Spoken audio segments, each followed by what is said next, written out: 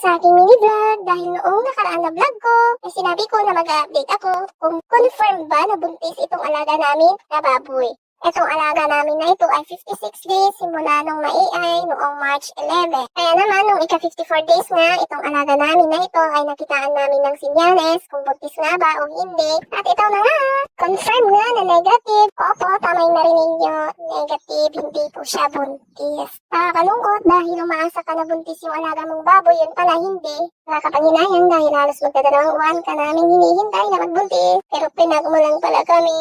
Yes, kang namin walang sinayang mare. Sayang yung pagkain ba? At ayun nga, after 54 days, ay naglandi itong alaga naming baboy. Kaya naman, pina-AI namin ulit. Yung talagang landing-landi siya na may lumalabas na puting likido sa kanyang ari bago namin pina-AI para sure bull. Kaya naman sa ngayon, ay hihintayin namin ang 21 days hanggang 42 days kung magpa-positive or magbubuntis itong alaga namin. Kailangan talaga ng sipag at tiyaga sa pag-aalaga ng mga magbubuntis na baboy. Maraming salamat sa panunood!